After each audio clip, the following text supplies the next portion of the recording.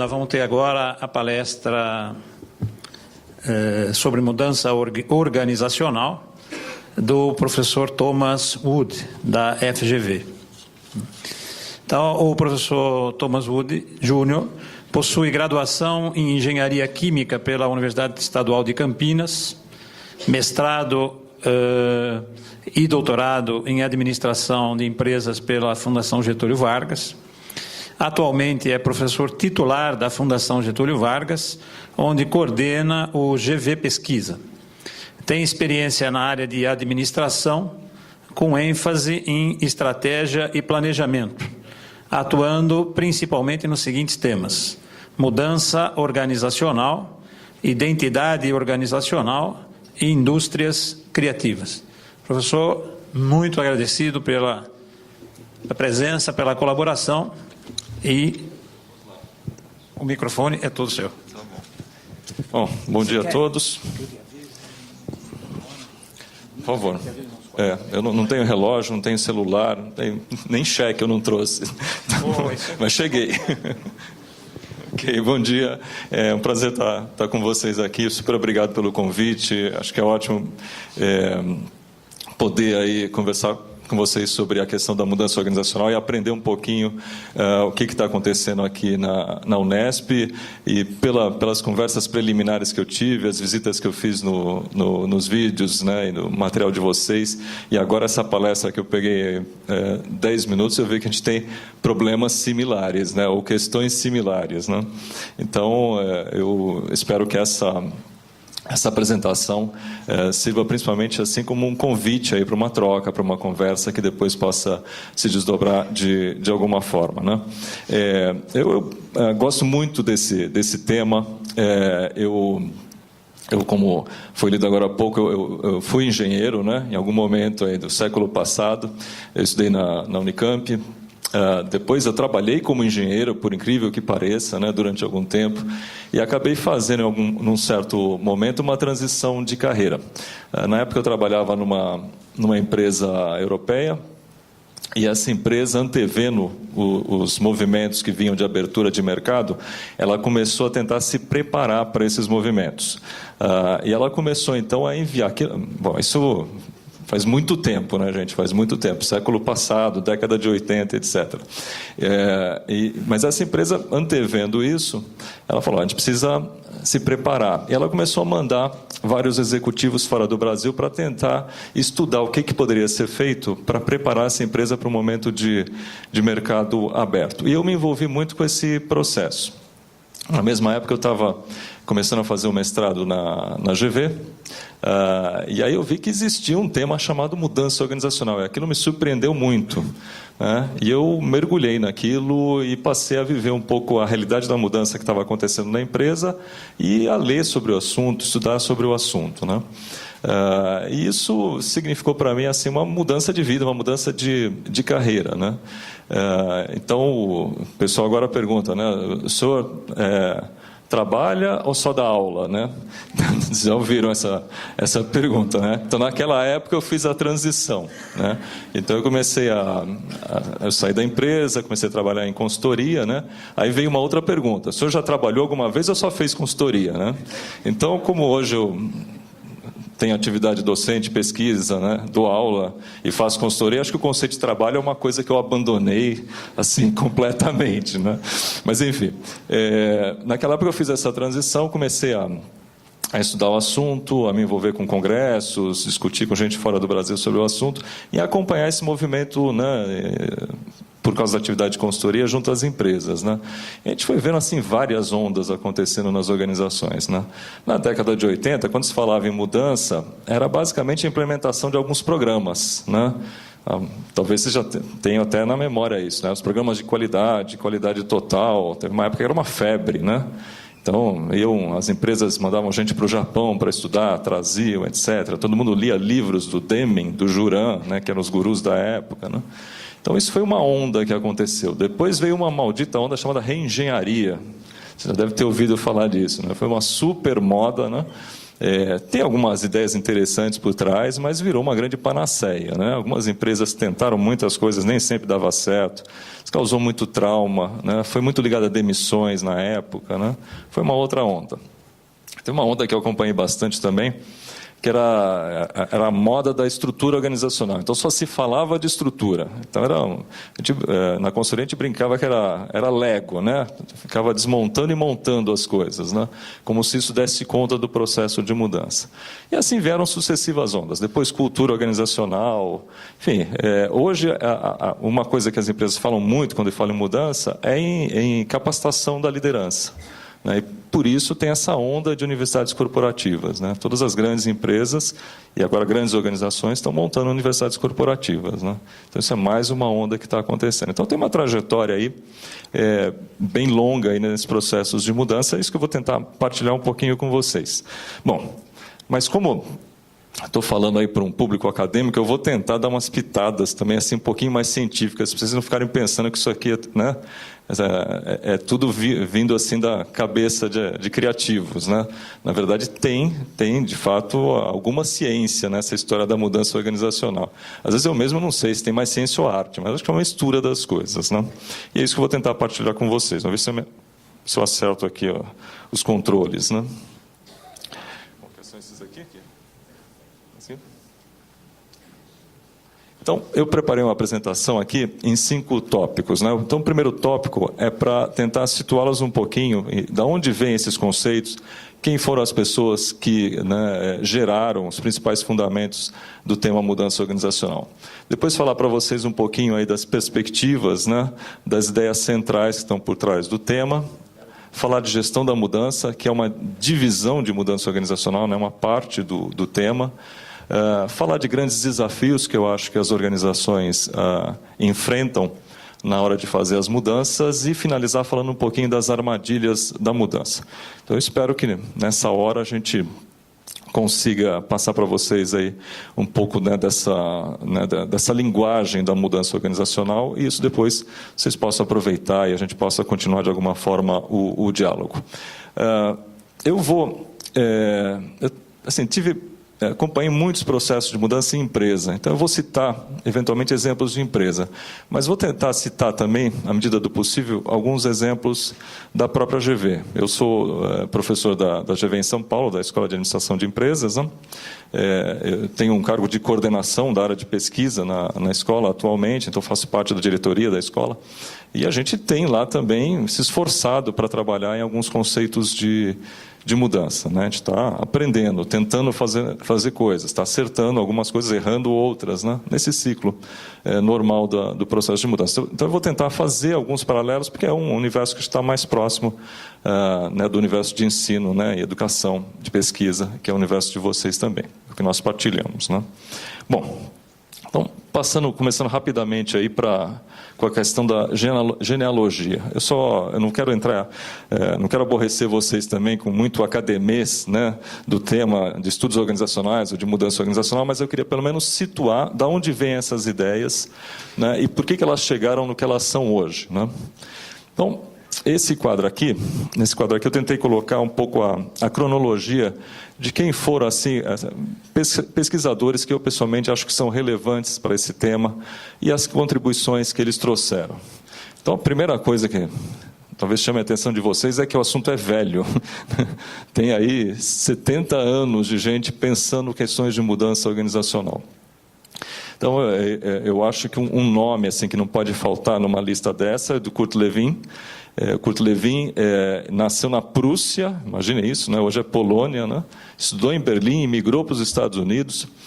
E foi ele que cunhou expressões do tipo resistência à mudança, campo de forças da mudança, e um modelo que é muito popular para quem trabalha nisso, que é o freeze and freeze, quer dizer, você congela, né, tem uma organização que está congelada, né, depois você descongela, faz mudanças na organização e depois você volta a congelar ela numa outra situação, né? Então, ele teve uma grande contribuição, ele é considerado aí um dos pais da psicologia social, da psicologia aplicada, e vai influenciar muito um movimento que a gente chama de desenvolvimento organizacional, que tem ramificações até hoje. Se pegar a maioria das consultorias que existem sobre liderança, elas, conscientemente ou não, elas bebem um pouco nas ideias do Kurt Lewin, né? Outro nome que é muito importante, ligado agora à escola, chamada Escola Sociotécnica, é do Elliot Jaques. Ele é um canadense que foi para a Inglaterra na época da guerra. Ele trabalhou com a Melanie Klein, né? É psicanalista. E ele, em 1951, publicou um livro chamado A Mudança de Cultura em uma Fábrica. Acho que é uma das primeiras citações da questão da mudança de cultura, que é uma coisa que virou moda agora, nos anos 80, 90, e agora está voltando. Muitas organizações estão discutindo as questões da cultura organizacional, né? Mas isso tem origem lá atrás, na década de 50. Tem uma outra contribuição também na Inglaterra, muito interessante, chamado Grupo de Aston, né, em Birmingham. É um grupo que se reuniu, um grupo multidisciplinar, tinha psicólogos, economistas, antropólogos, etc., que se reuniu para pensar organizações, né? E eles criaram vários modelos e teorias para falar do processo de burocratização das empresas, né, de formalização, né, e, entre aspas, aí, de envelhecimento das empresas. Então, eles têm uma contribuição bem interessante, que ficou muito famosa e marcante na década de 60 e 70. Né? Chegando um pouquinho mais perto da gente, eu acho que um outro nome que é bem interessante, bem importante, a gente estuda bastante, né, em administração, é o Gert Hofstede.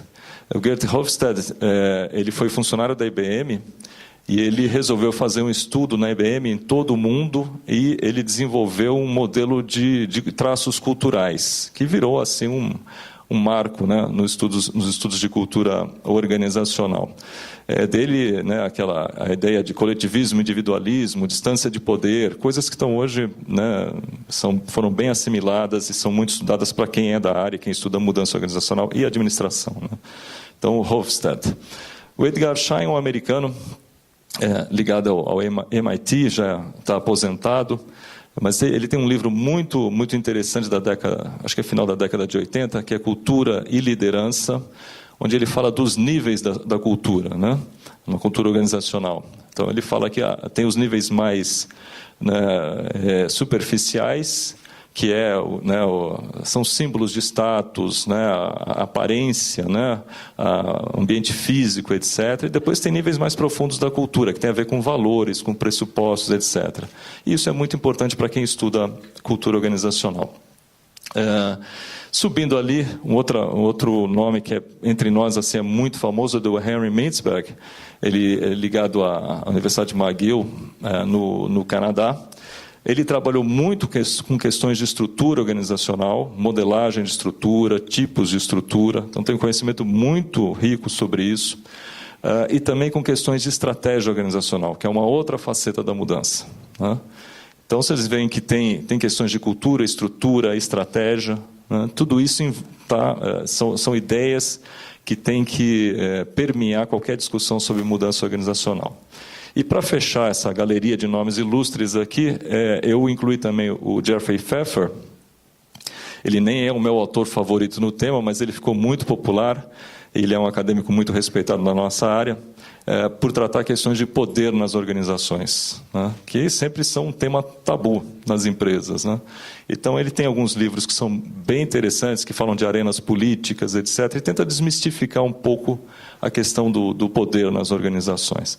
Então, ao longo dessas 7 décadas, a gente vê contribuições em várias dimensões e que dão uma visão assim multidisciplinar e muito rica, e que agregam, ajudam a gente a entender os processos de mudança organizacional. Para finalizar esse quadro, eu queria só fazer uma menção de um fenômeno que aconteceu da década de 90 para 2000, muito associado à globalização. A administração de empresas, a gestão da mudança, a mudança organizacional, se tornaram temas assim populares, né? E aí aconteceu uma coisa engraçada, né? Que é mais ou menos, quando a gente pensar em psicanálise, psicologia e autoajuda, né?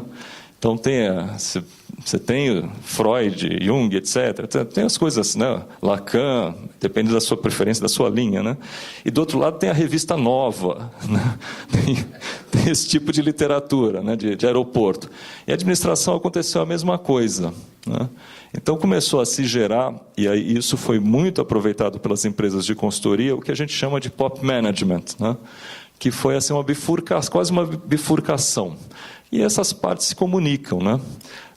Então começou a se gerar um conhecimento assim muito mais leve, né, sobre administração, e que a gente precisa ter muito cuidado, ter muito cuidado, porque às vezes a generalização de um caso só, uma coisa, né, lógico que não vai dar certo. Então, se deu certo na GE, vai dar certo para todo mundo, né? Então tem coisas assim que são bem perigosas, né, e que começaram a ser muito promovidas em livros, né, em palestras, né, em consultorias. Então, eu acho que é bom dar esse alerta. Quer dizer, tem coisas assim, bem científicas, feitas com cuidado, né, às vezes um pouco herméticas até, né, que foram geradas sob mudança organizacional e gestão da mudança, e tem coisas muito leves que a gente precisa ficar bem atento, né? Ok? Bom, então, rápido, em 5, 10 minutos aí, é o que eu podia falar para vocês aí da onde surgiram essas ideias, né? Vamos falar então um pouquinho, alguns conceitos de mudança organizacional para tentar situar vocês no tema, né? Eu parti do pressuposto que a experiência de vocês seria pequena com o tema, então eu vou ser básico, tá? Desculpem se alguém já conhece aí o assunto, né?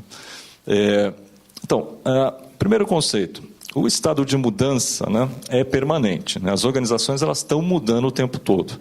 Elas estão num ambiente que costuma ser um ambiente aberto, né? Mesmo que fosse um mercado protegido, ainda assim tem um certo grau de abertura, né? Elas estão recebendo influências externas e tem pressões também internas, né? O que são as forças externas ou pressões externas, né? Mudanças no setor, mudança de regulamentação, entrada de novos competidores, né? E o que são as forças internas? São as coalizões de grupos, né, a mudança da demografia dos quadros de funcionários, né, as aspirações das pessoas. Então, isso está acontecendo o tempo todo e a organização está mudando, né? Mas existe aí um risco de como nós, né, a gente não fica mais jovem, né, um dia após o outro, a gente envelhece, né? As organizações também. E elas correm o risco de ficarem um pouco esclerosadas, né, de ficarem fossilizadas, de se burocratizarem, de perderem o contato com o meio, né? Então, o processo de mudança ele é natural, mas ele implica alguns riscos, né? Então, essa acho que é a primeira ideia que é importante frisar. Bom, então, para contrapor isso, começou a surgir essa ideia de que é possível você fazer mudanças planejadas, estruturadas, né? Então, o conceito, esse meio denominador comum de mudança organizacional é esse. É a realização de um esforço coletivo, voluntário e estruturado, destinado a superar desafios ou aproveitar oportunidades, né? E eu friso ali o que está em negrito, né? A gente precisa combinar aqui, ó, nós, né? Nós aqui 100, 150 nessa sala, vamos fazer um esforço coletivo, né, para fazer num processo de mudança. Ele vai ser voluntário, ele vai ser estruturado, vai ter etapas, é um projeto. Como um projeto de pesquisa que a gente faz, tem etapas, né? Tem recursos envolvidos, tem um objetivo a se chegar, né? Então, isso é fazer a mudança organizacional. E serve para quê? Para a gente superar algum desafio que a organização está enfrentando, né? Ou uma oportunidade que está acontecendo, né? Então, isso pode se aplicar genericamente, para qualquer tipo de organização. É uma definição assim, bem aberta, né? Bom, vamos em frente. Bom, mudar é principalmente criar convergências, né? Se eu, hoje, uma organização, uma empresa me chamar e me pedir para conversar com os seus diretores, com a cúpula da organização, para entender qual é o momento da organização e que tipo de mudança ela deveria fazer, e eu perguntar isso para os diretores, para a cúpula dessa organização, o retrato que eu vou obter é mais ou menos esse daqui, que dá uma soma vetorial, vocês acham? Nula, né? Para onde essa organização vai? Né? Ela fica onde ela está, né? Por quê? Porque cada um vai me responder uma coisa diferente. Esse é o quadro, assim, 90% das vezes a gente obtém esse tipo de quadro. Cada diretor, quer dizer, cada pessoa que está na organização tomando decisões, fazendo investimentos, alocando recursos, mudando pessoas de posição, definindo objetivos, vai me contar uma história diferente. Isso é muito usual, as pessoas têm visões diferentes. A hora que você soma isso, a tendência é de inércia, da organização continuar fazendo o que ela já está fazendo. Então, um processo de mudança organizacional é um processo assim, intenso de conversação, de comunicação, de convencimento, de negociação, para a gente fazer com que essas setinhas, ou seja, as pessoas que tomam decisão na organização, eu posso estar falando da Unesp, posso estar falando de uma faculdade, posso estar falando de um departamento, né? Pode ser em qualquer desses níveis. Mas eu tenho que criar algum tipo de convergência. Não precisa ser tão bonitinho assim, senão vai parecer Forças Armadas, né? Uma coisa muito quadradinha, né? Nunca é assim também. Tem que ter divergência, diversidade, etc. Mas a gente tem que entrar num acordo sobre para onde que a gente vai e como a gente vai. Né? Senão, a organização ela tende para esse processo mesmo de envelhecimento, que é o que a gente vê muitas vezes. E algumas desaparecem, né? Aliás, é muito comum. Tá? Então, mudar, né, é principalmente esse processo de criar convergência, conversando, escutando, né, negociando, etc. Né? Bom, nesse processo, eu acho que um ponto essencial é definir um foco. Né? Para onde acho que a gente vai? Está difícil. Esses aparelhinhos são de matar. Então, definir um foco. Então, para empresas, eu vou começar falando de empresas, depois vocês me ajudem a transpor isso para a nossa realidade, né, de organizações de educação. Né? Para empresas, eu acho que um consenso que foi sendo construído assim, nas últimas 2 décadas, né, foi esse, que a empresa existe para gerar valor. Ponto. Né? Isso acho que todo mundo, todo empresário, todo executivo vai falar, tá bom, a gente existe para gerar valor. Algumas destroem muito valor, né? Depois desaparecem. Então, tem casos e casos de empresas familiares, né, até multinacionais, que acabam entrando num processo de declínio e destruição de valor. Mas elas existem para gerar valor. Agora, o que é esse valor? Ou para quem que é esse valor? Né? A primeira resposta é óbvia, é para os acionistas. Eu não vou colocar dinheiro numa empresa que não gera valor, ou que não me dá um bom retorno. Né? E se eu tiver outra opção, eu puder mover o meu dinheiro de uma que gera pouco valor para uma que gera muito valor, eu vou mover o meu dinheiro. Né? Então, se o mercado for razoavelmente estruturado e aberto, eu vou colocar dinheiro onde vale a pena. Né? Então, do ponto de vista da liderança e da gestão, ela tem que gerar valor para o acionista. Né? É uma regra do sistema. A gente pode não gostar do sistema, mas ele funciona assim. Agora, se eu fizer só isso, essa empresa vai ter sucesso, vai ser perene? Não necessariamente. Ela tem que gerar valor para outros grupos. Ela tem que gerar valor também para os clientes. Os clientes têm que reconhecer que ela faz um bom trabalho. Né? Sei, quantos de vocês já tiveram, é muito raro, mas já tiveram algum problema com plano de saúde ou com empresa de telefonia? Muito raro, né? Eu também, eu nunca... De vez em quando, assim... Então, tem empresas do setor que geram muito valor, mas... Geram valor para o acionista, mas geram para o cliente? Não. Essas empresas correm risco. Né? Tem algumas que até têm que mudar de marca. Né? Não vou citar aqui, mas né? Acontece. Né? Então, elas correm risco no médio prazo. Então, elas têm que gerar valor e o cliente tem que perceber o valor. Agora, se eu oriento a empresa toda para fazer o máximo para o cliente, eu posso ser obrigado a colocar tanto recurso, tanto dinheiro, que eu esvazio aqui. Aí o meu acionista foge. Então, do ponto de vista do líder, né, do gestor, né, ele tem que fazer um equilíbrio. Bom, não é a coisa mais fácil do mundo. Né? E tem outros. Né? Esse é um desenho bem simplificado. Você tem que gerar valor para a comunidade também.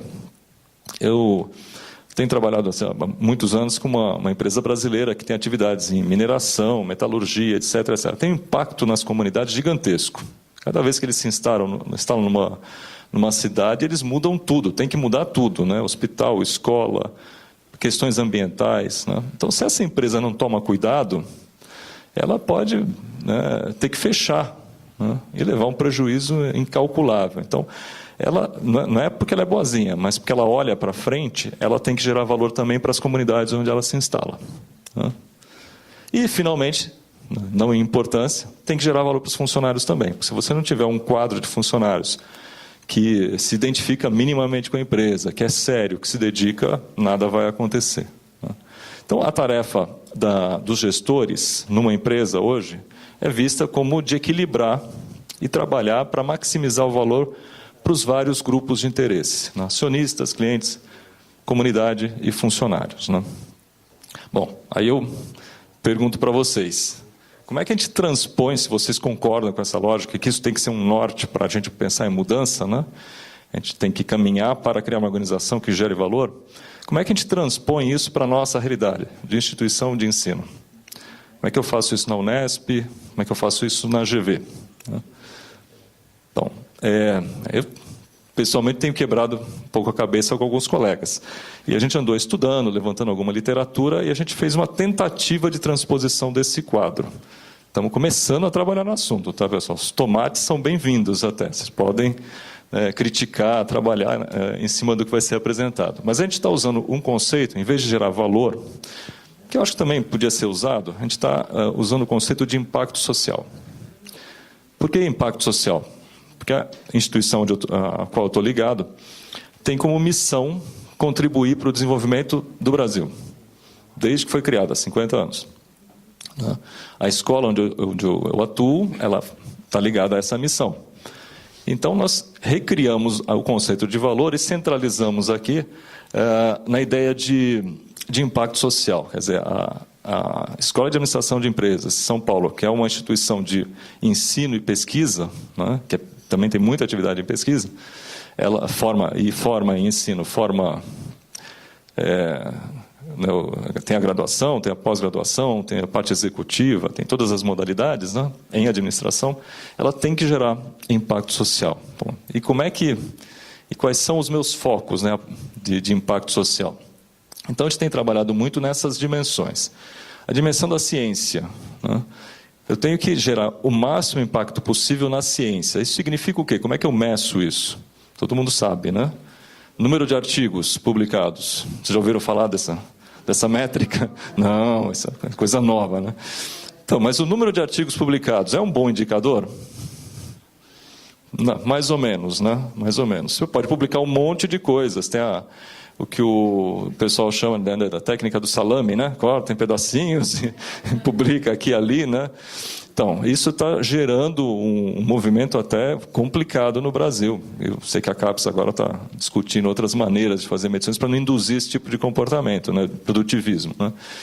Bom, a gente tem, mas a gente mede isso. Então, a gente olha número de publicações, pontuação, quanto é A2, A1, etc. Quanto é JCR, quer dizer, quanto é classificado de alto impacto, né, nas listas internacionais. Quanto está em periódicos que são estratégicos para nós. A gente quer estar presente porque é o público com quem a gente quer falar.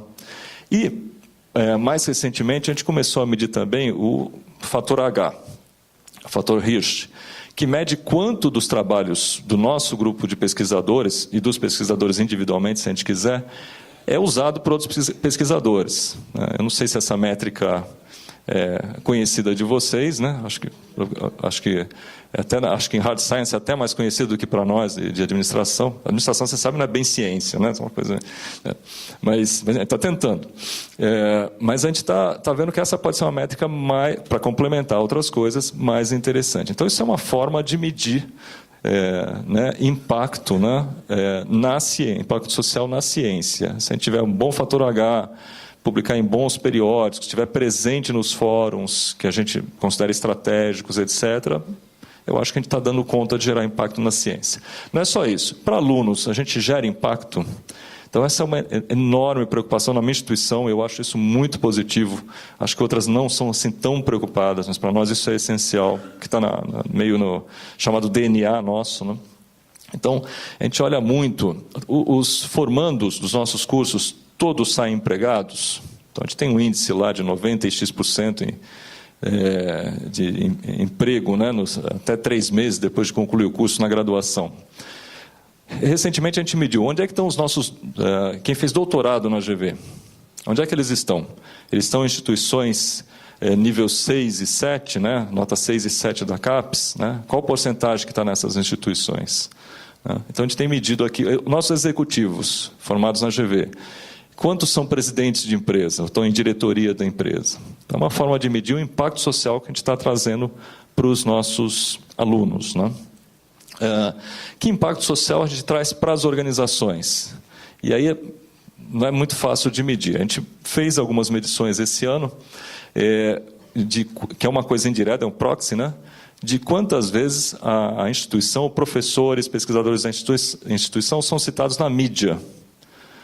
E a gente descobriu que em administração, obviamente, medindo no Valor Econômico, Exame, Época Negócios, são as revistas, né, e jornais da nossa área, que é de mídia geral da nossa área, a GV é a mais citada e também é muito citada a FEA na USP, né, que são as duas escolas maiores, né, e estão em São Paulo.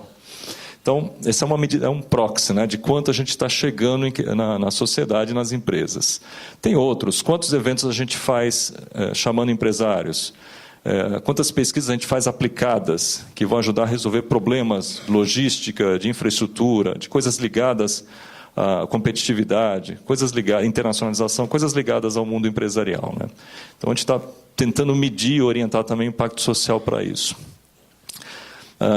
Na GV em São Paulo a gente tem também um curso de administração pública, que tem mestrado, doutorado, etc. Eu acho que até a Regina Pacheco esteve com vocês aqui conversando em alguma atividade anterior, né?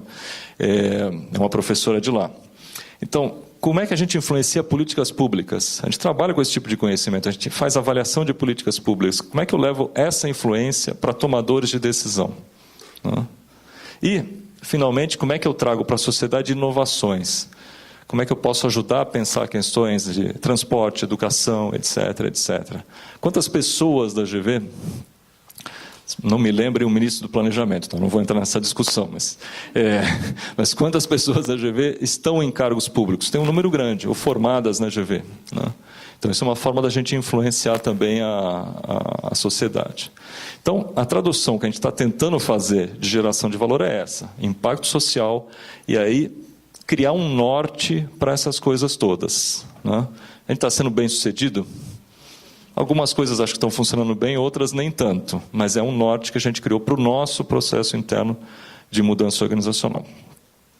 Faz sentido para vocês? Pensem a respeito. A gente está pensando com carinho e tentando entender essas coisas todas e trabalhar para isso. Bom, como é que a gente pensa, então, a questão de fazer mudança, né? Como é que a gente planeja a mudança? Esse é um diagrama bem simples, mas que ajuda a passar a mensagem. Eu criei o meu norte é gerar impacto, né?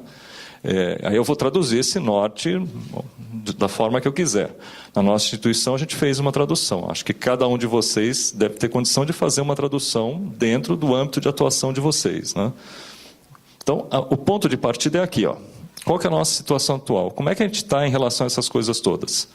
Como é que a gente está gerando impacto na ciência? Como é que a gente está gerando impacto na sociedade? Como é que estão nossos alunos? É fazer um retrato bem crítico, bem cru, de qual é a nossa situação hoje. Esse geralmente é um ponto de partida. Se for numa empresa, né, uma empresa isso é fácil. Quanto a gente fatura, qual é a nossa rentabilidade, qual é o nosso market share, tem esses indicadores todos, né? Então, isso dá um retrato da empresa. Para a instituição de ensino, são outras coisas, e a gente tem que fazer essa reinvenção. O segundo passo tá bom, no processo de mudança, onde é que a gente quer chegar? Então, é fazer uma projeção, olha, aqui em 2013 a gente está com essa situação. Onde é que eu quero estar daqui a 3 anos, 4 anos, 5 anos? Eu quero ter mais impacto na ciência, eu quero estar mais internacionalizado, eu quero estar mais transdisciplinar, né, interdisciplinar, ter mais colaboração, não só entre as áreas. A gente está trabalhando muito isso com a escola de advocacia também, com as escolas de economia, né? Então, eu quero ser mais transdisciplinar, eu quero mais colaboração internacional, né? Eu quero ter mais alunos de fora estudando aqui, quero atrair alunos da América Latina, da África, né? Então, qual a projeção que eu faço? E dentro do possível, colocar alguns números, né? Isso sempre facilita a mensuração. Nem tudo dá para, né, quantificar, mas ajuda. Então, eu projeto onde é que eu estou. E aí, a brincadeira é fazer a transição, é criar planos, objetivos para fazer essa transição. Como esses processos costumam ter uma complexidade grande, né? A sugestão que a gente dá é usar algumas categorias, né? Vocês podem fazer um plano simples, se fosse uma unidade pequena, etc., você faz um plano simples, coloca objetivos para chegar de um ponto ao outro, né? Mas quando é uma estrutura mais complexa, maior, a gente costuma dividir em categorias. E essas categorias são essas daqui: estratégia, estrutura, gestão e cultura, né? Depois, no final, eu falo de liderança. Então, estratégia são as reflexões que a gente precisa fazer, que a gente deve fazer, acerca, olha, o nosso, no caso o GV de novo, usando como exemplo, né? O nosso portfólio de cursos está adequado? A gente está sempre criando cursos e fechando cursos, né? Fechar é bem mais difícil, né? Acho que todo mundo sabe disso, né? Tira a carga do professor, o que faz com o professor, é sempre uma novela. Mas o portfólio tem que ser uma coisa viva, né? Então, essas decisões de portfólio são decisões estratégicas, que tem que estar sempre olhando, né? Às vezes o mundo lá fora muda, né? O que faz sentido hoje pode não fazer amanhã. Reforma de cursos, né? Tira a disciplina, coloca a disciplina, muda a ênfase. A gente está trabalhando agora muito forte em usar ensino, algumas coisas combinadas de ensino à distância, né? Então, tudo isso tem a ver com decisões estratégicas, né? Em que mercados que a gente quer atuar, né? Se a gente quer expandir, quer atrair gente de fora. Então, tem um nível aí de ações que é na estratégia. Tem um segundo nível que é na estrutura, e que está ligado à estratégia, né? A estrutura ela não fica num vazio, ela tem que servir a alguma coisa da estratégia, né? Ela existe para servir. Então, se para nós ficou assim, na GV ficou muito importante a questão da pesquisa internacional, a gente está criando algumas estruturas para facilitar isso. A gente está trazendo recursos de fora, né? Está fazendo parcerias. Então, tudo isso é no nível da estrutura organizacional. Nível da gestão, também super importante. O que está no nível da gestão? Então, todos os sistemas, planejamento, orçamento, né, medições, indicadores. No nosso caso, a gente usa e tem liberdade para usar incentivos financeiros. Então, tem todo o sistema de premiação para artigos internacionais, né? Então, tudo isso está nos sistemas de gestão. E o último aqui, o quarto, é a questão da cultura, que não é uma coisa que dá para interferir diretamente, mas a gente precisa saber como é que é a cultura de cada organização para saber com o que a gente está lidando e que dificuldades a gente vai ter para fazer processo de mudança. Então, tem organizações, tem várias tipologias para isso, né? Tem organizações que têm uma resistência ativa à mudança, né? Qualquer coisa que você fala começa, todo mundo é contra, né? Sempre uma dissonância terrível, né? Às vezes tem duas pessoas falando a mesma coisa, mas uma brigando com a outra, né? Tem outras que têm uma característica de resistência passiva à mudança, né? No encontro face a face está tudo bem, mas só que depois você percebe que as coisas não andam, né? E tem outras que vão mais fáceis, né? Abraçam mais fáceis processos de mudança. Resistência à mudança não é uma coisa necessariamente ruim, né? Mas pode ser patológico, né? Então, a gente ter um retrato disso ajuda a conduzir esses processos e esses caminhos, né? Bom, e no final eu coloquei ali em amarelo até, quem que faz isso tudo acontecer? Nós, né? Não tem jeito. Se a gente não quiser, não acontece. Ainda mais em estruturas como em instituições de ensino que são razoavelmente descentralizadas, onde tem um grau de autonomia alto, né? Penso eu, né? Então, a gente precisa querer fazer, precisa estar convencido de que é preciso fazer alguma coisa, né? Então, a liderança precisa ter foco, precisa saber o que quer fazer, para onde ir, e precisa colocar muita energia, porque não é fácil romper, principalmente em instituições, né, pesadas e antigas, né? Não é fácil romper todo o status quo e tudo que existe em termos de processo, né, existente, né? Então tem que ter muito foco e muita energia, ok? Então essa é assim, a base para se pensar as coisas de mudança organizacional, né? Então, onde a gente está, fazer um bom retrato, projetar onde a gente quer chegar e aí combinar quais são os vários passos, se for uma organização grande, dividindo aí nessas várias categorias, né? Ok? Tudo bem? Bom, pensando um pouquinho em gestão da mudança, né? Eu queria colocar alguns elementos aqui rápidos para vocês, para também não cansá-los demais com essa coisa toda. Eu acho que cada situação vai demandar uma postura e uma forma de condução diferente da mudança, né? Então, alguns estudos criaram uma tipologia para isso. Tem situações onde você já sabe o que precisa ser feito, o que vai ser feito, etc., né? Mas como é que você conduz a mudança? Então, tem situações onde a mudança acontece de cima para baixo, não tem como evitar, né? Imagine, por exemplo, um caso que eu acompanhei recentemente, que é um cliente meu, o Banco Itaú. O Banco Itaú, seu Roberto, né? Você conhece o seu Roberto? E aí, do outro lado, o Unibanco, o seu Pedro. Eles são vizinhos, um mora no prédio na frente do outro. E eles resolveram juntar as casinhas, né? As duas casinhas somando dá uns 100 mil funcionários, né? Então, eles contaram para alguém isso? Não, eles fizeram um monte de reuniões com um grupo muito fechado, né, até tomar essa decisão. Se eles contassem, ia criar uma celeuma, não dá para fazer uma coisa aberta, né, num caso desse, uma fusão de empresas gigantes, né? Bom, depois que isso aconteceu, eles comunicaram, olha, pessoal, decidimos, é para fazer, né? Então, aí mudou tudo, né? Vocês imaginam o caos que é Imagina se alguém chegar hoje aqui, ó, vocês vão se fundir com quem que vocês preferem, a USP ou a Unicamp? A Unicamp, né? A Unicamp é mais legal, vai. Tô brincando. Então, mas imagina o que ia acontecer. Isso, em educação, isso já está acontecendo fora do Brasil. Complicadíssimo, né? Numa estrutura de empresa é mais fácil, porque ela é mais objetivada, são empregados, né?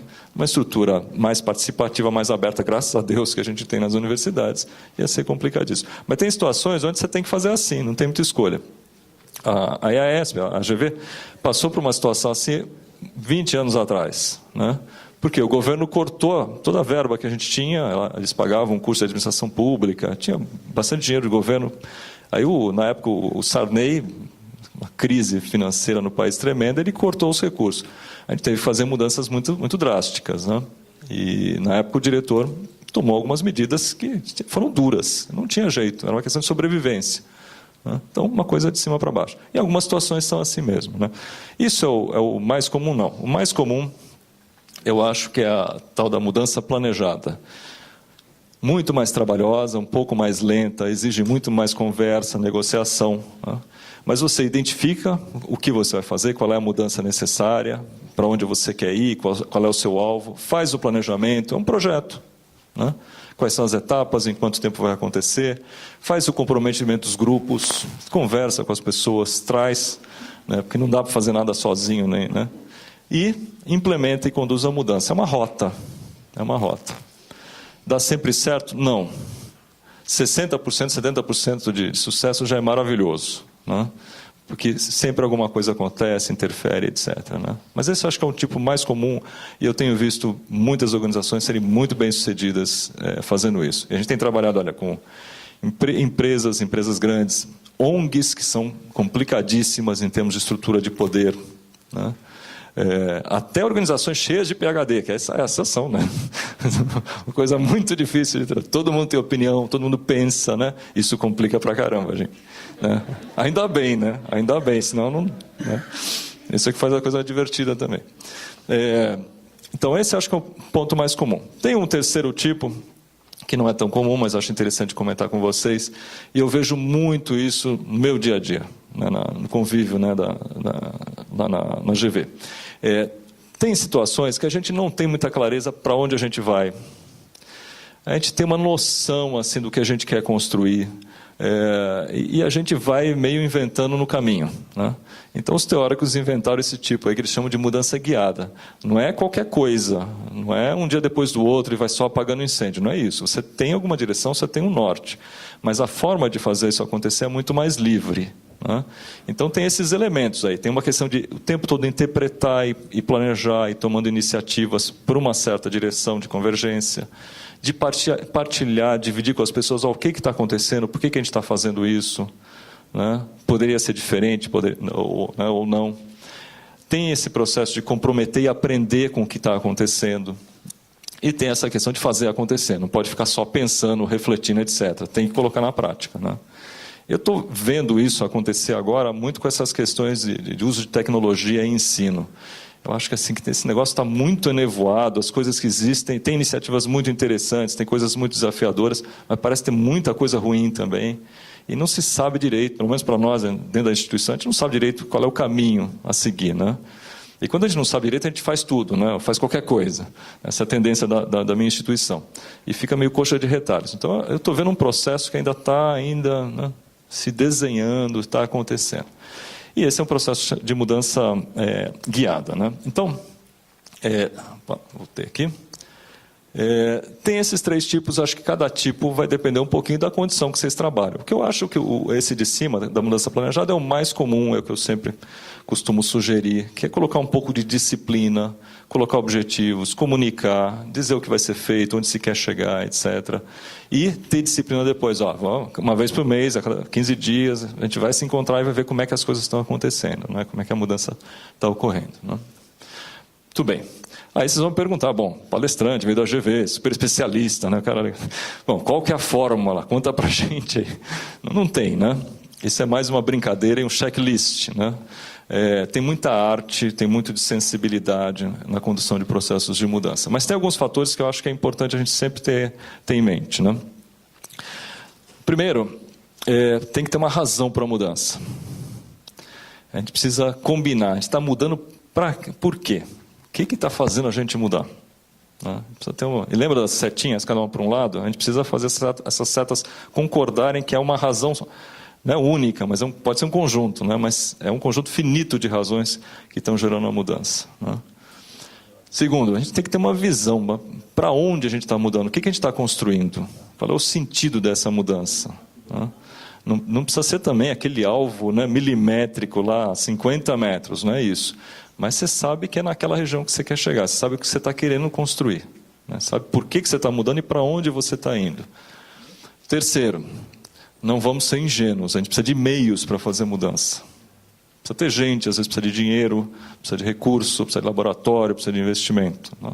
Vamos listar o que a gente precisa. Eu acho que hoje, pelo menos assim, o acesso a recurso na área de pesquisa que eu estou atuando é gigantesco, falta projeto, né? Tem dinheiro fora do Brasil, tem dinheiro FAPESP, eu não reclamo nunca disso, que eu tenho que fazer os meus professores aí, né, apresentarem mais, trazerem mais ideias. Então, recurso para muita coisa tem, né? Precisa saber achar o caminho das pedras e enfrentar a burocracia, que a gente sabe que também não é simples, né? Então, meios é importante. Comprometer as pessoas com a mudança. Nem sempre é fácil. Acho que aí, quem lida com questões de resistência à mudança sabe. Tem vários níveis. Tem um nível de comunicação, né, tem um nível de negociação e tem, lá embaixo, nas empresas, tem um nível de expulsão. Tem gente que não fica, né? Isso faz parte da regra, né? Para nós, aí a condição, né, de estabilidade, etc., que eu acho que é uma grande coisa, uma coisa bacana, não tem essa parte, mas tem coisas que a gente pode fazer a respeito, né? E, finalmente, flexibilidade, né? Então, o processo de mudança, ele não é mirou, você sai, vai em linha reta o tempo todo. Tem coisas que vão acontecer, você vai ter que fazer, adaptar, etc., e mudar. A mudança muda ao longo do caminho, né? Então, aqui o espírito é passar para vocês aí um pouquinho do que são os fatores que a gente acha bem importante. Quem que cuida disso? Nós, né? Gestores. Nós temos que ser os líderes da mudança. Se a gente não quiser fazer, não acontece. Então, a gente precisa ter isso sempre bem em mente, né? Ok? Bom, indo aqui para o final, tentando sumarizar um pouquinho os desafios que eu vejo, né? Eu acho que, primeiro, se a gente quiser pensar em mudança desse jeito mais consequente e consistente, a gente precisa adotar uma perspectiva integrada. Não basta olhar só a questão da estrutura. A estrutura é essencial, importante. Essa questão que estava sendo discutida, da transdisciplinaridade, a gente tem conversado muito e tal. Mas isso vem junto com outras coisas, né? Então, isso tem que ser olhado, acho que, num conjunto de coisas para a gente pensar. Então, questões mais estratégicas, questões de gestão, né? Então, tudo isso tem que ser olhado junto. Definir claramente para onde a gente vai, o que vocês querem construir, né? Acho que isso é um ponto assim, essencial, né? Para onde a gente quer ir, o que a gente quer ser de diferente, né? Daqui a 2 anos, 3 anos, o prazo que vocês quiserem definir. Eu acho que a gente precisa desmistificar e colocar, dar transparência para a questão do poder, né? Isso ainda é um tabu em muitas organizações, elas perdem um tempo gigantesco, né, com conchavos e conversinha. Eu acho assim, uma coisa completamente irritante, e tem gente formada em ambientes assim, né, que fica ótimo em fazer essas coisas, né? Então, eu acho que dá transparência, e vamos começar a discutir mais aberto, né? Com o tempo, eu acho que vai mudando. Eu não sou ingênuo também, mas acho que com o tempo muda. Quarto desafio, comunicar, negociar e alinhar. Muita conversa, né? Até esses dias a gente estava numa reunião, a gente faz avaliações dos nossos centros de estudo, que são grupos que fazem pesquisa aplicada, né? Que são um pouquinho diferentes do que provavelmente vocês têm, que são as linhas de pesquisa, que é uma pesquisa mais orientada cientificamente, né? Pesquisa aplicada para nós é muito importante também. E tinha ali claramente uma falta de comunicação. Eles não estavam entendendo o que a gente estava querendo em termos de avaliação, de resultados, e estavam criando assim quase uma má vontade, né, em relação ao que a gente estava pedindo. E o que a gente estava pedindo é para eles divulgarem mais o que eles estavam fazendo, criar um blog, fazer eventos, mostrar para o mundo. Não pode ficar escondida a pesquisa aplicada. Tem que ter alguma consequência, tem que ser usado, né? E eles com uma cabeça, né, mais para dentro assim, e a gente fez uma conversa assim, né, uma conversa sem tensão, na boa, começamos elogiando coisas que eles tinham feito, etc. Quebrou completamente o gelo, né, e a gente conseguiu sintonizar, entender também um pouco mais a visão deles, das questões, e funcionou super bem. Então isso precisa colocar tempo e energia, não tem jeito, né? Tem que escutar as pessoas, ver como elas pensam, o que elas estão querendo. Eu acho que da conversa sempre sai alguma coisa produtiva. E aí queria fechar esse desafio aí com uma coisa que diz respeito a vocês. Precisa preparar as pessoas. Então, as universidades corporativas como essa, que eu achei genial vocês terem criado, né, é justamente para dar esse ferramental para as pessoas, né? As coisas de gestão nem sempre são intuitivas ou óbvias, né? A gente precisa realmente adquirir algum conhecimento, aplicar esse conhecimento, né? Então, nas empresas isso é muito comum. O cara é maravilhoso engenheiro, a hora que passa chefe vira um desastre, né? Então, a gente também, tem muita gente que é brilhante cientista, aí você tem que assumir uma chefia de departamento. Mas não foi preparado para aquilo, aquilo não é o que você quer fazer, você está ali meio, né, forçado. Isso pelo menos é muito comum no meu ambiente, né? Mas tem que preparar um pouquinho, porque você tem uma esfera de responsabilidade, um poder de influência ali que pode ser grande, né? Então a gente tem que cuidar dessas lacunas, né? Então esses acho que são os grandes desafios. E fechando aí e tentando ser bem prático, né, e didático, até simplificando um pouco as coisas, mas acho que é um bom jeito de passar a mensagem, assim, seguir uma linha aí lógica, né? Vocês querem fazer mudança? Ó, pense num diagnóstico, não precisa ser nada muito sofisticado, né? Mas converse com as pessoas, vejam onde é que vocês estão, onde vocês querem chegar. Construa um alinhamento. Acho que isso é essencial e às vezes o pessoal peca muito por não ouvir, né? Isso eu vejo no dia a dia. Eu tenho que insistir muito com o pessoal que trabalha comigo. Falar, o nosso sistema é matricial. Então você tem coordenadores de cursos e tem chefes de departamento. Lógico que isso tem um atrito tremendo, né? E aí eu tenho, né, em todo o sistema eu tenho que convencer todo mundo, mas conversa, né, fala com as pessoas, ouve, vê quais são os problemas, tenta negociar, etc. A tendência é querer resolver sozinho, né? Então, a gente tem que estimular o tempo todo o alinhamento. Definam os objetivos. O que vocês querem fazer? Onde é que vocês querem chegar? Façam os planos para atingir esses objetivos e não parem aí. faço acontecer.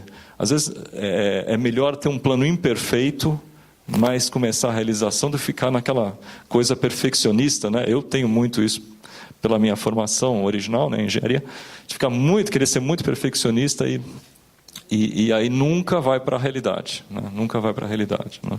Então, às vezes a gente precisa, isso eu pelo menos acho que eu estou tentando ainda aprender, mas ainda tem chão, né? Então, acho que esse é o ciclo. Minha última mensagem que eu queria passar para vocês, armadilhas, né?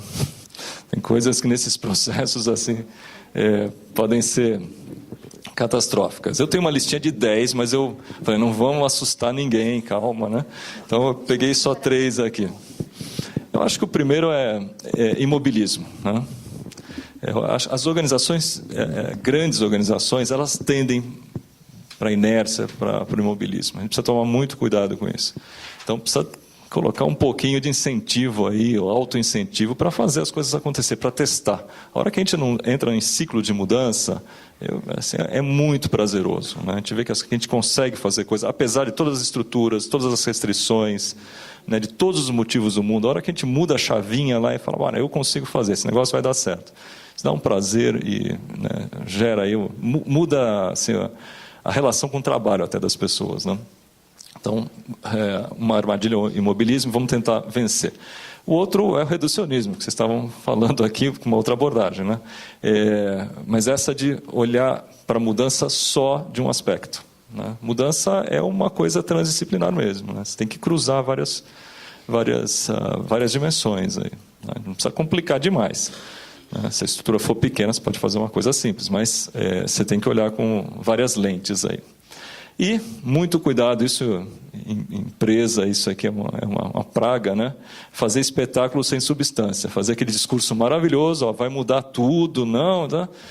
E aí, na prática, não está acontecendo nada muito diferente. Então, precisa ter uma ligação, né, entre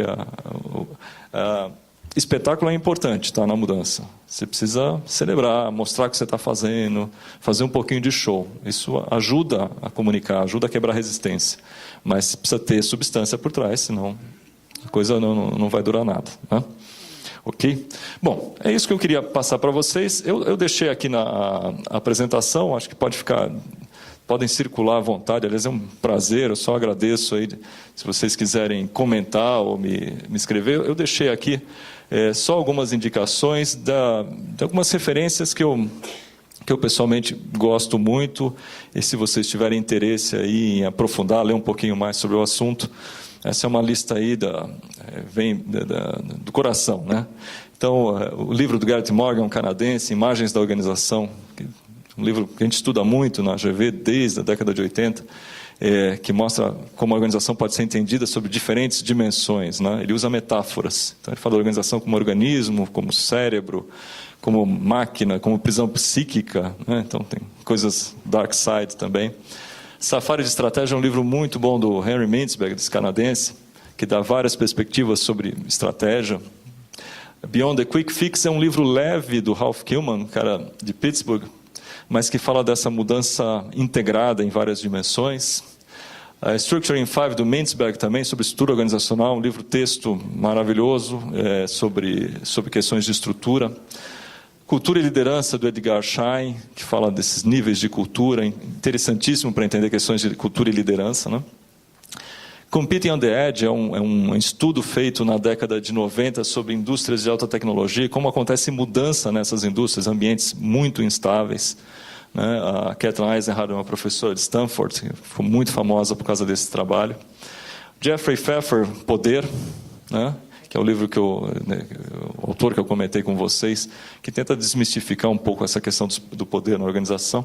E eu, muito cara de pau, coloquei meu livro aqui, mas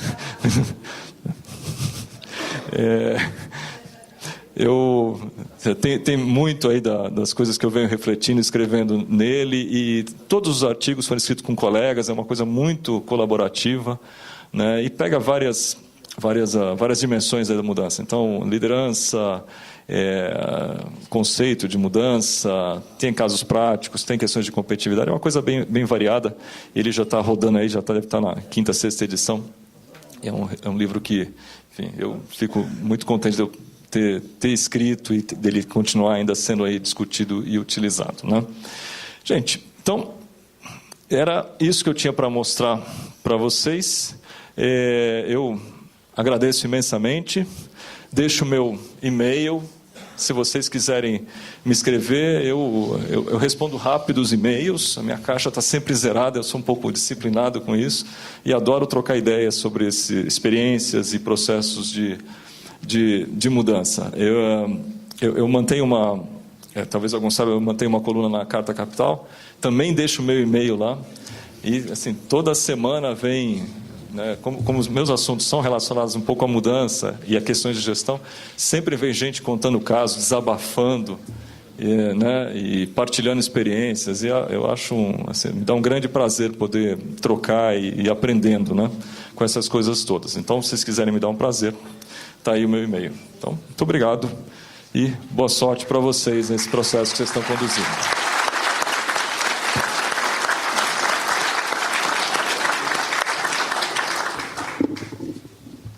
Obrigado, professor. Palestra extremamente interessante, didática, muito didática. E a gente abre para as questões. Enquanto o pessoal aquece os motores, está certo? Você tem alguma pergunta difícil para mim? Não. Eu tenho uma pergunta só.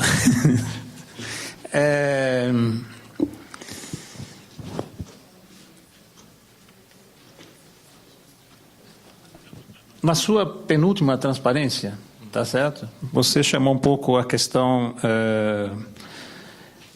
do reducionismo, e na realidade, eu a entendi da seguinte forma, nós temos que trocar as ideias, tá certo? Quer dizer, estabelecido um objetivo, um foco onde a gente quer chegar, a gente vai trocar ideias e juntar esforços, tá certo?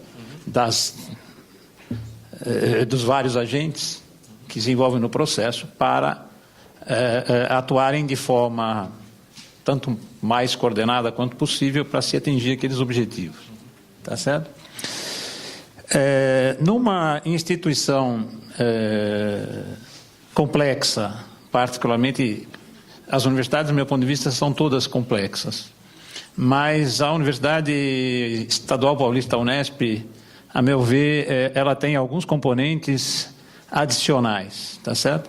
Ela envolve diretamente cerca de 60 mil pessoas, certo? São 10 mil servidores entre docentes e ativos, entre docentes e servidores técnico-administrativos, e cerca de 50 mil alunos, 35 mil de graduação, 16 mil de pós-graduação. Dá um número parecido aí com 60 mil, tá? Obviamente ela tem uma estrutura, essa estrutura é paquidérmica, é difícil de se mover, tá certo? É possível nessa organização, com esse porte, tá certo? Alguma mudança que não seja aquele terceiro tipo de mudança que você apresentou? Quer dizer, que ela vá se construindo ao longo do próprio tempo, ela fica meio difusa e vá se construindo, é possível isso? E qual... na realidade, eu acho que essa indicação da mudança tem sido feita pela direção central da universidade, a nossa vice-reitora está aqui, está certo? Porque estão enxergando... estão vivendo ou convivendo com várias outras, mas me parece assim processo difícil conseguir colocar a máquina para andar, tá certo? E a meu ver, um pouco dessa dificuldade, e posso estar sendo injusto até, entende? Mas é um pouco do que eu vejo, é que eu acho que se indicou um conjunto, ou se está indicando um conjunto muito grande de coisas a ser mudadas, de indicações, eu acho, né? E essa é uma dificuldade que a comunidade tem, eu acho. Uma das coisas que a comunidade tem dificuldade em ser receptivo e discutir e pôr em ação é exatamente essa, porque às vezes me passa a ideia, tá certo, de que tudo tem que mudar. E aí você pega pessoas que já se dedicaram quase uma parte significativa das suas vidas para construir, chegar lá, ok, não está bom, tem que melhorar, né? Mas de repente o discurso, parece que o discurso é de que tudo tem que mudar. E aí eu acho que, não sei, eu não vejo outra alternativa a não ser o seu terceira situação. E qual a necessidade, mesmo naquela, eu ter um norte, ainda que um pouco difuso, mas a linha central seja bem definida. Simples, né? Eu falei que não tem essa fala, mas... Vou deixar meu cartão de consultor depois. Bom, o que eu posso dizer? Eu estou tomando contato agora com esses desafios que vocês estão colocando. Eu não vou ter aqui a ambição de dar uma solução. O que eu posso dizer? Existem inúmeros casos de mudanças, de grandes mudanças em grandes empresas, em grandes estruturas, né? Estruturas complexas, transnacionais, né? Que têm um nível de complexidade comparável, talvez, não comparável politicamente ou tipo de organização, mas assim, complexidade é complexidade, né? Então não é uma organização assim descentralizada ou fruto, né, histórico da junção de várias organizações que eram mais autônomas. Não é esse caso, mas são transnacionais, operando em muitos países, né, e que fizeram grandes processos de mudança. Eu conheço alguns casos também de mudanças em instituições de ensino grandes, né? Não são tantos casos registrados, assim, mas o que eu posso dizer é possível fazer. A pergunta seguinte é: vocês têm os elementos para fazer isso, né? Ou a configuração que vocês têm, política, estrutural, etc., é impeditiva para isso, né? Eu acho que provavelmente tem grandes amarras, como tem outras estruturas desse tipo no Brasil, né? Agora, dá para fazer mudança ainda assim? Eu acho que sim, um grau de mudança deve ser possível de fazer. Eu acho que tem mudanças que provavelmente podem ser feitas pensando mais na macroestrutura, na estrutura da instituição como um todo. Pode se mudar, ou começar a pensar em mudar, né? Vamos devagar, né? Questões de governança, questões mais estruturais, etc., né? E acho que tem um outro nível de mudança, esse é muito mais acessível, que se você descer para o nível da faculdade ou dos departamentos, né? Aí você, acho que, tá bom, o contexto pode ser muito adverso, mas você consegue fazer coisas. Acho que muito mais do que uma estrutura de empresa, onde você é muito mais dependente, né? Acho que em sistemas de ensino a gente tem muito mais autonomia. Mas, assim, acreditem, às vezes a principal barreira está dentro da cabeça. A gente acha que não pode porque a gente imagina que tem um monte de coisas que não funcionam, né? Acredite, eu já vi isso, esse filme é muito conhecido. Dá para fazer coisas. E quando a gente começa a fazer, a gente percebe, puxa vida, é mesmo, dá para fazer, né? Então, me parece que, se a minha leitura está correta, o que vocês estão fazendo, trabalhar muito questões de informação, sensibilização, né? Vamos começar a conversar, né? Vamos ver o que tem de errado, para onde a gente precisa ir, o que precisa mudar. Essa é a forma mesmo, né? De começar a colocar essa informação, deixar fazer com que as pessoas conversem. Eu uso pessoalmente assim, eu sou viciado. Vejo algum artigo interessante sobre educação, alguma coisa que está acontecendo, eu circulo, aí vamos conversar a respeito. Eu não sei onde é que vai dar isso, mas vamos conversar.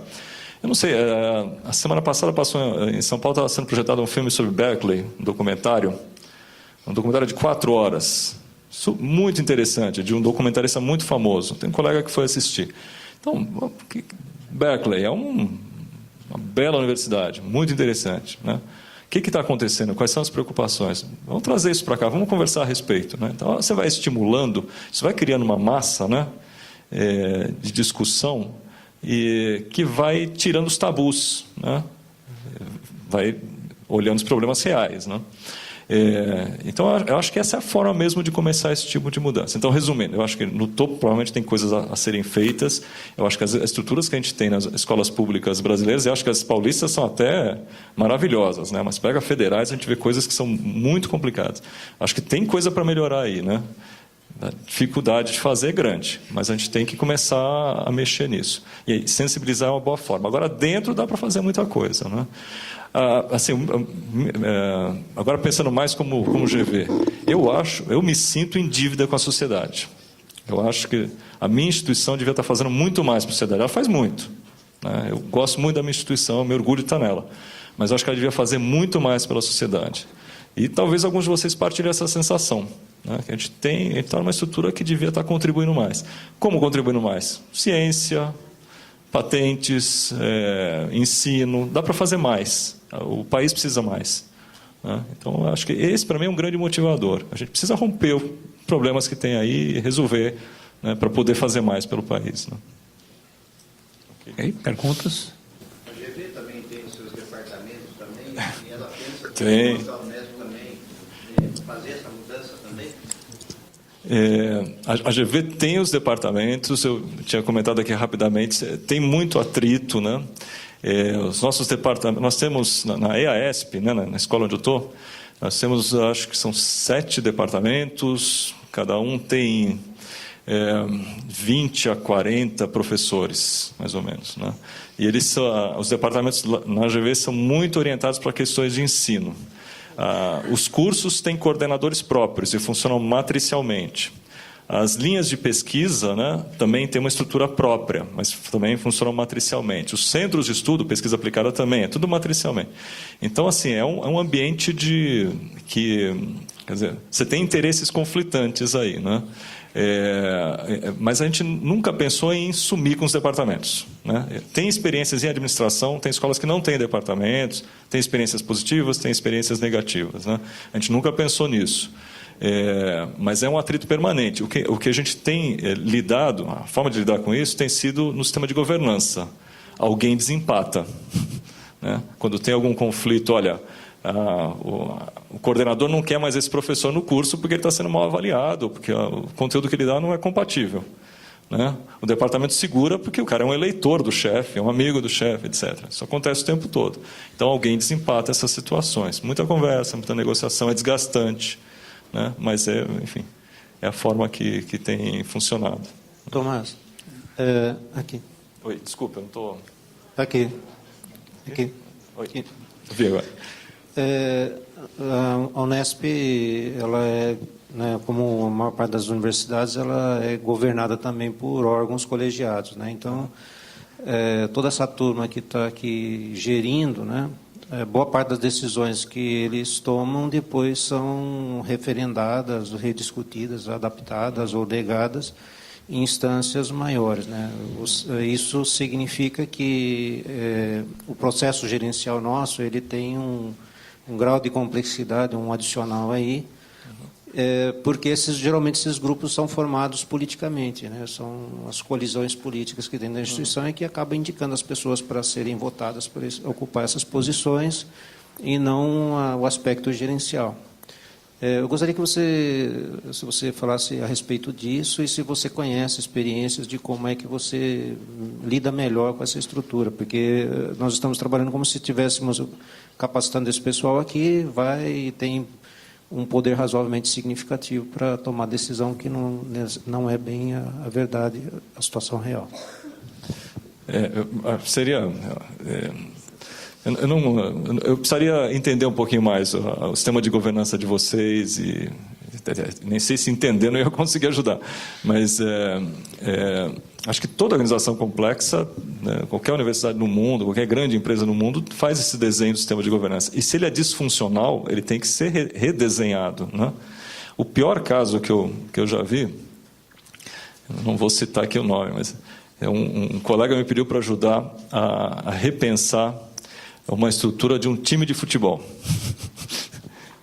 Um grande time de futebol. E a gente fez lá o diagnóstico. Aquilo era um sistema completamente maluco de governança, extremamente politizado, mas não politizado no bom sentido, né? Acho que política P maiúsculo é excelente, né?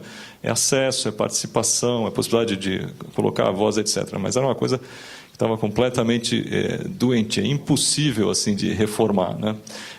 E, enfim, a gente fez diagnóstico, propôs coisas, a gente foi pelo lado racional, né? que era o que a gente conseguiria fazer, o que deveria ser feito, né, como desenhar, como ver o processo decisório, em que instâncias são tomadas que decisões, etc. Tudo isso é possível fazer, tem muito know-how sobre isso, né? Então, se a Unesp, como qualquer organização, chegar hoje e acessar esse tipo de conhecimento, pedir para consultores especializados isso, falar, repensa um pouquinho a nossa governança, dá para fazer um trabalho interessante. O problema é depois fazer isso passar e aprovar, né? Às vezes, realmente, a gente fica bem difícil, né? Fica bem difícil. Enfim, mas precisaria entender, para responder, precisaria entender um pouco como é que isso está desenhado. Né? Thomas, num processo de mudança, premiações ou mesmo restrições aos envolvidos são ações que devem ser aplicadas? Dá algum resultado? Olha, eu, assim, pessoalmente, eu não simpatizo nem com o prêmio nem com a punição, tá? Mas, assim, eu preciso dizer que nas organizações isso é uma prática muito comum, muito comum. Eu tenho usado um sistema, compartilhar com vocês, né? Não que seja assim um exemplo maravilhoso, eu acho que ele evoluiu, ele é razoável e consegue atingir resultados. A gente tem um bom sistema de incentivo à produção científica na EASP, né? Então, os professores do chamado NDP, né, da administração, acho que as outras unidades também têm a mesma coisa, vocês também usam essa nomenclatura, acho que isso é normal, né? Então, os NDPs, no nosso caso, são 55, eles têm um adicional de salário que é revisto todo ano com base na produção, né? Então, isso causa algumas tensões, isso tem uma escadinha que a gente está evoluindo ao longo do tempo, então, varia de adicional X até 3X, né, dependendo da sua produção científica, né? E a gente claramente viu que a gente conseguiu incentivar a produção. Além disso, a gente tem prêmios por publicação de artigos internacionais, né? Então, a gente tem prêmios que um valor bem razoável, assim, né, que chegou a ser 2 salários até, né, em periódicos de topo, né? Então, tem um sistema que a gente claramente vê que incentiva. Eu simpatizo com isso, eu fui para a academia porque eu queria outro tipo de coisa, né? Eu queria mais pesquisar o que me interessava, né? Ter esse prazer de discutir, né? De viver a vida acadêmica, né? De discutir ideias, etc. E eu acho que tudo isso leva para um lado mais, assim, capitalista, né, da função. Não era bem a minha índole, mas que tem funcionado, eu aceito e eu mesmo administro, né, o sistema, né? Então, eu acho que faz parte. Punição é assim, a experiência, de novo, a experiência das empresas é crua, né? Tem o exemplo da GE, eu acho que virou meio Ambev, etc. Muitas empresas adotando, quem tem o desempenho alto é promovido, médio fica, baixo, tchau. Sai, todo ano avalia e sai 10%, 4%. Né? Não dá para fazer isso numa instituição de ensino, né? Nem tem cabimento fazer uma coisa dessa. Nem se fosse possível teria cabimento. Mas a gente, de novo, a gente tem uma versão disso mais amenizada, que é, conforme os professores estão tendo problemas sistematicamente com a avaliação dos alunos, né? Tipo, vamos conversar.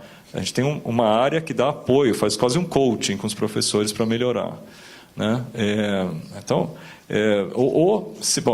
continuando melhorando, vamos ver onde é que o professor se encaixa melhor. Ele não vai bem em cursos executivos. Mas ele funciona bem na pós-graduação, né? Na acadêmica. Então, a gente, né, vai tentando, né, administrar da melhor maneira possível. Mas tem um momento que aí é de exclusão, né? Então, na nossa instituição é possível fazer isso, mas a gente faz com assim, muito cuidado, com muito tato, né? Mas acho que é uma regra do jogo. Ok? Professor, aqui. É que o som vem daqui, eu não consigo identificar, você tem que levantar a mão. A Unesp, há 30 e tantos anos atrás, nasceu da junção de vários institutos espalhados pelo Estado. A nossa característica é muito diferente da Unicamp, né, que é só em Barão Geraldo, e da USP. E, embora seja uma metáfora, a Unesp foi criada como um Frankenstein. Juntou um pedaço de cada lugar e nasceu a Unesp. Legal. E, obviamente, que a gente é um Frankenstein, mas eu adoro a Unesp, sou formado aqui. Mas ela tem essa característica de estar espalhada no Estado. Se a gente está pensando em mudanças, eu entendo a Unesp assim, bem simples, em 3 instâncias: a reitoria, as direções e os departamentos, no caso das diferenciadas, das experimentais, os conselhos de curso. Você mesmo disse que é possível fazer uma mudança nos departamentos, é mais fácil. Mas se a gente começar a alinhar as coisas nos departamentos, corre o risco de a gente simplesmente mudar a cara do Frankenstein e continuar tendo um Frankenstein, porque cada um, no seu departamento, fez uma mudança, um departamento vai para cá, o outro vai para lá, o outro vai para lá, e no fim a Unesp continua na inércia. Dá para fazer essas mudanças, mas ainda assim ter um alinhamento mais global, ou dá para evitar isso? Enfim, não sei se eu fui claro. Sim. Não sei se dá para responder também as perguntas de vocês. Mas é sempre isso, né? Tem palestra que às vezes eu começo... Pessoal, me passa as perguntas para depois eu fazer a palestra. Aí eu me arrependo, porque vem cada pergunta que é do assunto, né? Não tem jeito.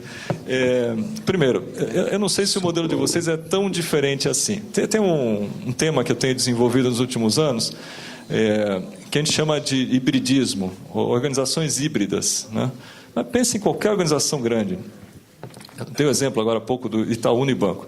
O Unibanco fez, acho que 9 ou 10 aquisições antes da fusão, ou de ser comprado, né, alguns dizem, pelo Itaú. O Itaú fez outras 9 ou 10. O que tem dentro dessas organizações? Tem um pedaço de tudo. De tudo. Né? O Santander. O que é o Santander no Brasil? Banco Real, que foi adquirido pelo ABN, que comprou também o Sudameris e o banco japonês, sei lá. Aquilo é uma confusão. É uma Babel, confusão, não é pejorativo, mas é uma grande Babel, né? Então você tem gente vindo com uma formação de um Banco Real, empreendedor, paternalista, etc. ABN holandês, participativo, etc. Está tudo lá no Santander, que é espanhol. É uma loucura isso, né? Então, isso é um pouco a realidade das organizações hoje. Eu não sei se é ruim.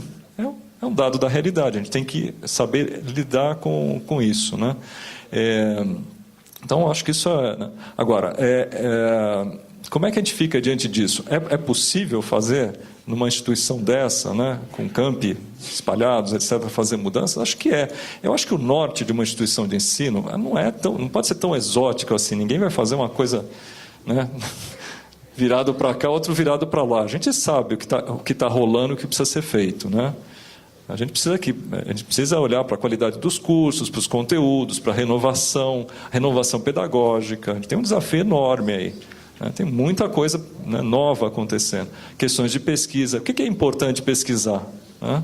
É o que dá na telha do pesquisador? Tá bom, é o que dá na telha, sim. Cada um tem seus ideais do que acha importante, mas tem que orientar também para a sociedade. Eu acho que essas coisas são meio comuns, né?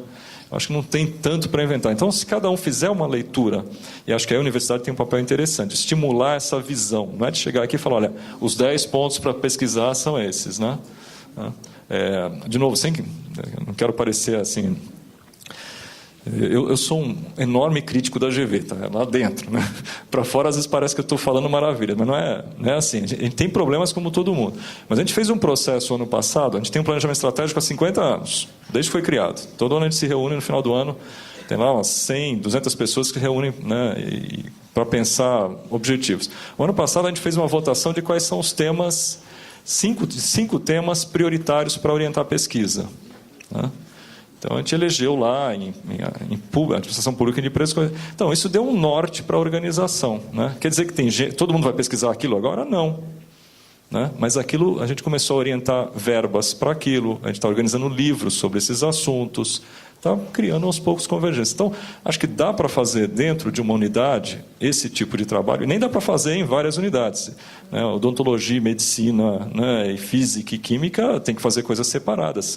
São entre aspas, negócios, né, organicamente diferentes uns dos outros. Então, pode ter uma base comum, mas eles podem fazer raciocínios estratégicos e se orientar independentemente. Né? Então, tem uma base comum, mas eles podem também fazer trabalhos internos. Pode ter diferença com o tempo? Acho que essa preocupação é super legítima. Eu vi isso acontecer muito dentro de empresa. Então, a unidade tal da empresa multinacional em São Paulo super avançou nas práticas tal. Do Rio de Janeiro está lá atrás. Isso acontece, tem essas diferenças. Mas depois a organização pode promover algum tipo de troca de experiências, né? Então isso pode ajudar, né? Olha, eu pediria que as demais questões pudessem ser encaminhadas para o Thomas, ele até deu coisa, ou falar com ele no café e tal, se ele permite. Tá certo? Só deixa... Porque a gente já está bastante atrasado. A última questão, então. Eu acompanho semanalmente os seus artigos na Carta Capital. Obrigado. Você, então. E há 2 semanas atrás, você escreveu algo como management, as ferramentas de gestão que as empresas utilizam de uma maneira cabeça de planilha, quer dizer, abre o Excel e vai ali, trabalha com números frios, e aqui dentro na Unesp nós temos que o docente ele tem que dar 8 horas de aula semanalmente. E agora nós tivemos, recentemente, nós temos a CPA, que controla, monitora a qualidade, né, do trabalho do docente, e tivemos aí alguns docentes que atingiram 7,5 horas e muito próximo de 8.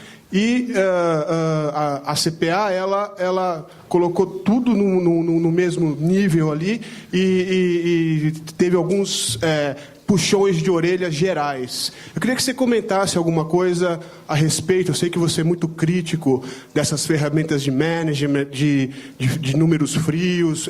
Queria que você rapidamente desse aí a sua opinião desses tipos de ferramentas de gestão que às vezes são frias e não tem uma visão holística do que um profissional, no caso o docente, está fazendo, e aí você começa a criar um clima de não valorizar as outras atividades do profissional e etc. Ok.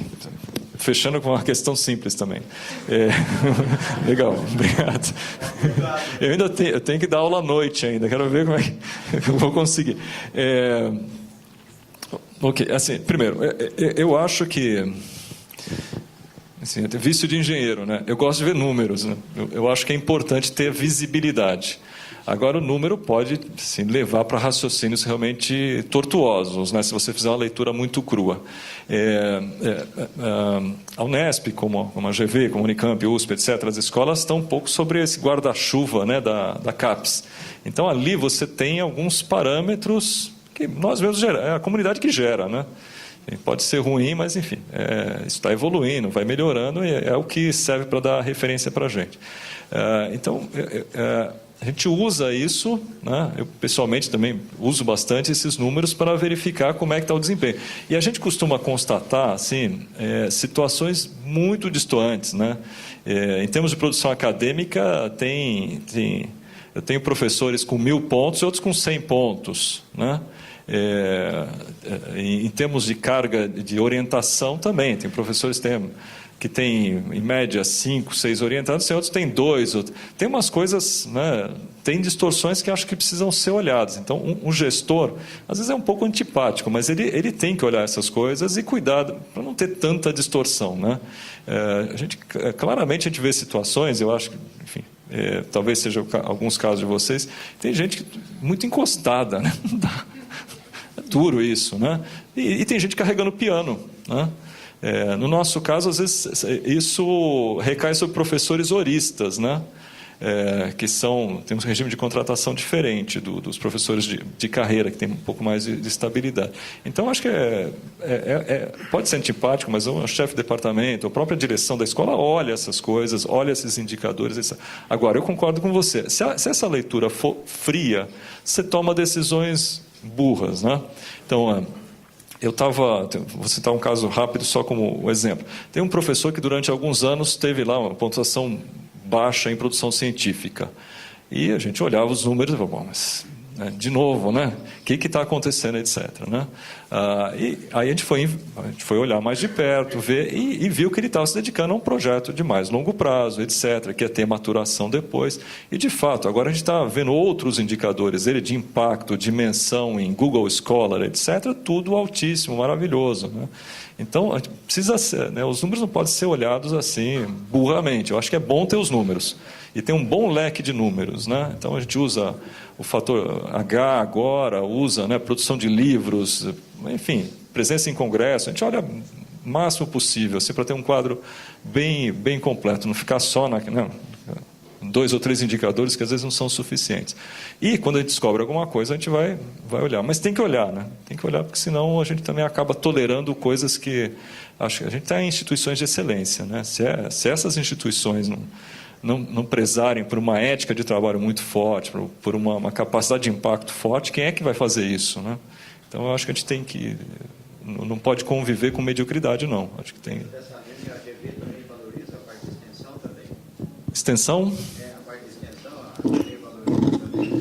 Extensão dentro, você está fazendo valorização mais pesquisa aí também. Desculpe, extensão se refere... Alguma coisa que ela faz para a comunidade. Ah, não, sem dúvida. Nossa, tem quilos de coisas. Tem muita coisa. E isso cada vez é mais olhado, né? Inclusive por certificadores externos, né? A gente tem os DINTERs, tem, né, com outras escolas, tem projetos com comunidade, enfim, tem muita coisa. Isso é muito valorizado. Acho que está na cultura da própria organização, né? Isso é valorizado. Ok? Bom. A gente Obrigado. precisa encerrar. Eu agradeço imensamente em nome da comissão. Muito obrigado, professor.